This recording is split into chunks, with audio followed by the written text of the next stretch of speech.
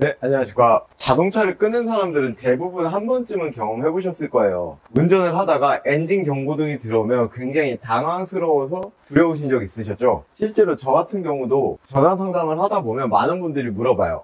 요술램프 빨간색 등이 떴는데, 혹은 타이어 공기압 경고등이 떴는데 어떻게 해야 돼요? 라는 문의가 정말 많이 들어와요. 그만큼 우리가 운전을 하는데 엔진 경고등이 들어오게 되면 순간적으로 얼어붙게 되거든요. 그게 도로 위 그리고 고속도로라면 그 두려움이 조금 더 높아질 거예요. 왜냐하면 경고등이 들어오면 어떤 건지 제대로 알지 못하고 자동차가 갑자기 퍼져버릴 것 같거든요. 이렇게 우리 자동차는 우리가 운전을 하면서 주의하라고 혹은 멈추라고 신호를 주는데, 그 경고등에 대해서 한번 이해를 해보고 이번 영상만 보기만 해도 사실 운전을 하면서 그렇게 두려울 일은 없으실 거예요. 정말 위험한 신호를 확실하게 알려드리고 내가 어떠한 경고등이 들어왔을 때 어떻게 대처를 해야 되는지 제가 정확하게 알려드릴 테니까 한번 오늘 저랑 엔진 경고등에 대해서 알아보고 해결 방법까지 알아보겠습니다. 자, 우선 우리가 엔진 경고등을 이해하려면 엔진 경고등에 대한 종류를 알아야 돼요. 보통 계기판을 통해서 엔진 경고등을 확인하는데, 이 계기판은 우리가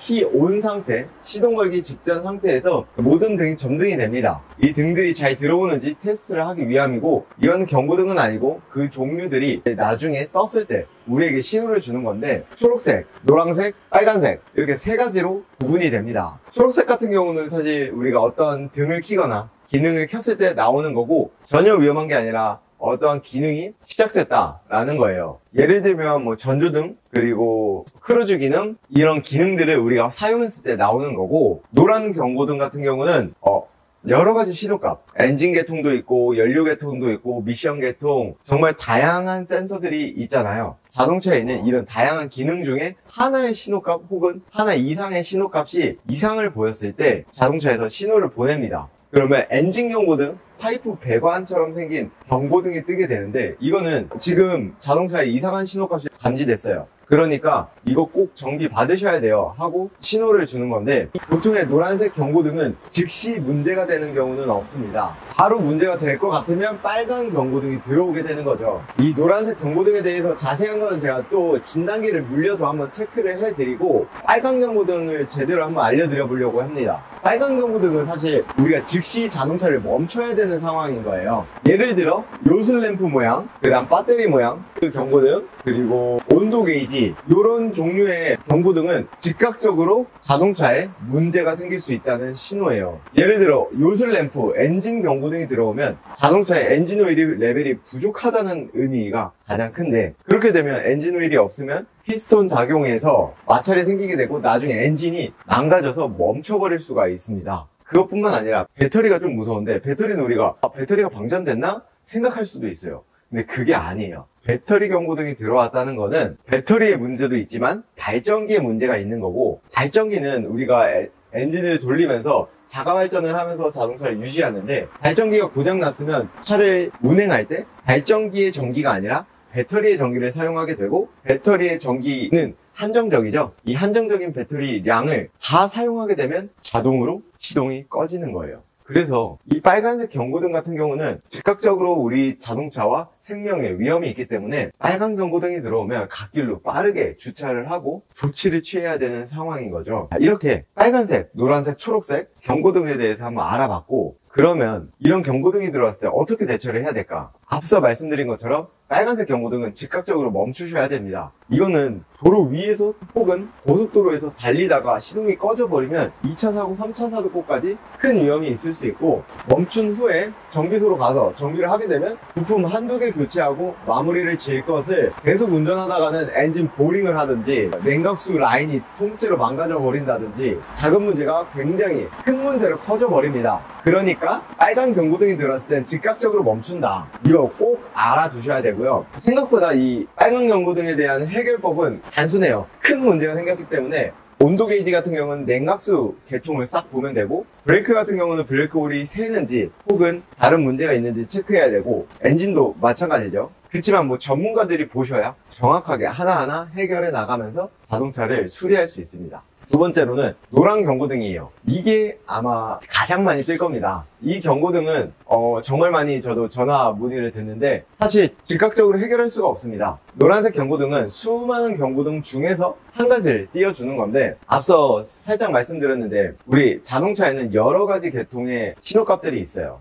여러 가지 신호값들 중에 지금 이 신호가 내가 갖고 있는 신호 값이랑 달라요. 이 신호에서 정상 신호가 아니기 때문에 한번 체크를 해야 됩니다 라고 신호를 띄워주는데, 그 무수한 것들 중에 하나가 엔진 경고등입니다. 그래서 우리가 엔진 경고등은 바로 체크할 수가 없습니다. 전문 장비가 필요한데요. 이 전문 장비로 자동차를 스캔을 쫙 해가지고 그거를 찾아내고 그거에 대한 해결을 하셔야 되는 거예요. 근데 간혹 이제 자가 정비를 하시는 분이나 유튜브를 보면 이런 방법을 알려줍니다. 이렇게 엔진을 열어서 배터리 단자를 탈거를 하면 엔진 경고등이 사라진다. 그러니까 어느 부분에 대해서는 이렇게만 해도 해결이 된다 라고 말씀을 하시는데, 실제로 이렇게 배터리를 탈거를 하고 일정 시간 유지를 하면 초기화가 되기 때문에 그 경고등이 사라집니다. 근데 이건 뭐냐? 이거는 우리가 머리가 아파요. 그러면 진통제를 먹거나 타이레놀을 먹죠. 그러고 며칠 지나니까 안 아파요. 오케이, 됐다 할 수도 있는데, 우리가 머리가 아픈 원인에 대해서 정확하게 알고 있으면 뭐 술을 많이 먹어서 머리가 아프다 그러면 술을 안 먹고 몸을 회복해야 되고, 혹은 다른 문제 때문에 머리가 아프다 그러면 그 문제를 해결해 나갈 수가 있는데, 이렇게 경고등만 제거를 한다고 다 해결이 되는 건 아니거든요.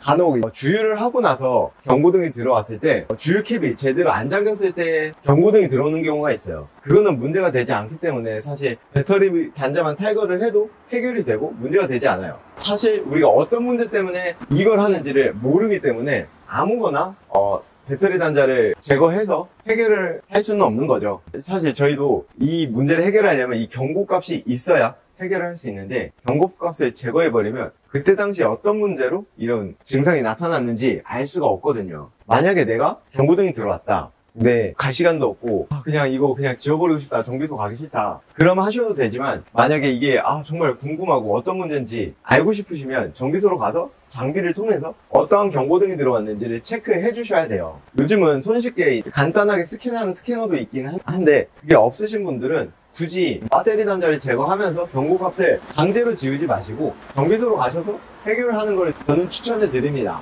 그래야 정확한 원인을 알 수 있고 안심도 할 수 있는 거거든요. 그리고 뭐 파란색 경고등 같은 경우는 우리가 두려워할 게 없죠. 라이트를 켜고 우리가 쓰는 기능들을 껐다 켰다 하는 거기 때문에 그거는 그냥 사용하셔도 됩니다.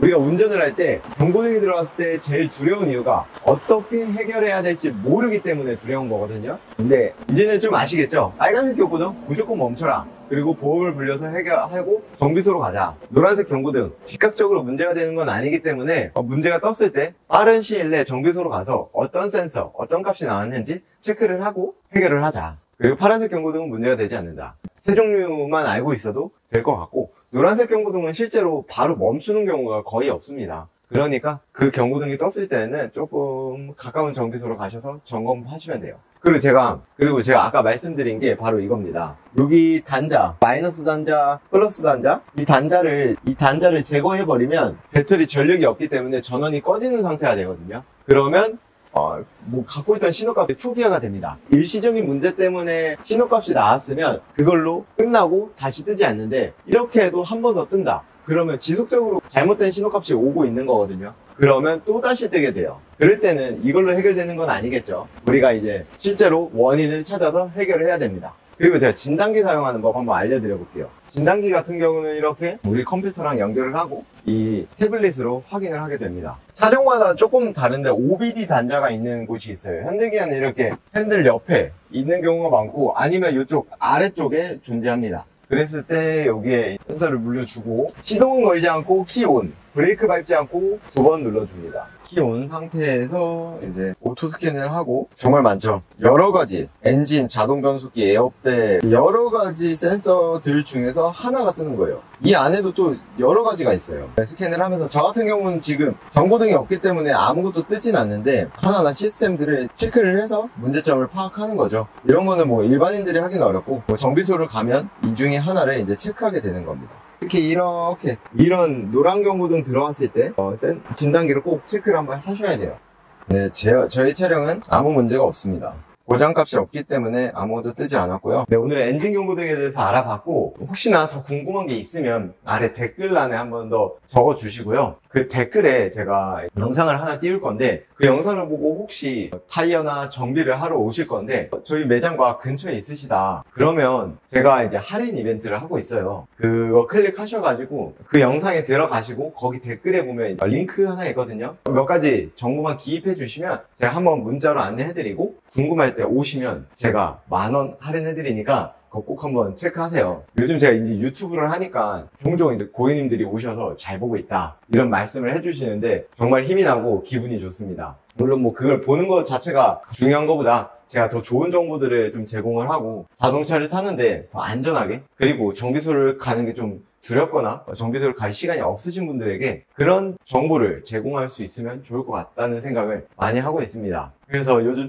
저희 같은 경우는 이제 성수기인데 많은 분들이 와주시니까 힘도 나고 덥지만 열심히 일을 하고 있습니다. 그래도 제가 이제 유튜브를 하니까 옛날에는 제가 제 주변에 차를 끊으시는 분보다 안 끊는 사람들이 많아서 거의 부모님 손님들이 많았는데 그 자리에서 계속 하다 보니까 제 손님도 생기고 유튜브나 블로그를 통해서 저의 손님들이 한 명 한 명 더 생겨가니까 저도 정비를 업을 하면서 더 기분이 좋고 좀 더 책임감도 많이 생기고 더 열심히 하게 되는 것 같아요. 지금 저희 정비 식구들이 점점 많아지고 있는데 진짜로 멋진 정비사님들이 계시고 정비 퀄리티를 계속 올려가고 있습니다. 공부도 하고 우리도 테스트도 하고 그러면서 더 멋진 정비사의 프라이드를 갖고 일을 하려고 노력하고 있어요. 그런데 또 많은 손님들이 저희를 인정해주고 계속 찾아와 주셔서 감사합니다. 오늘은 영상 여기까지 마무리하고 다음에 또 한번 뵙겠습니다. 감사합니다.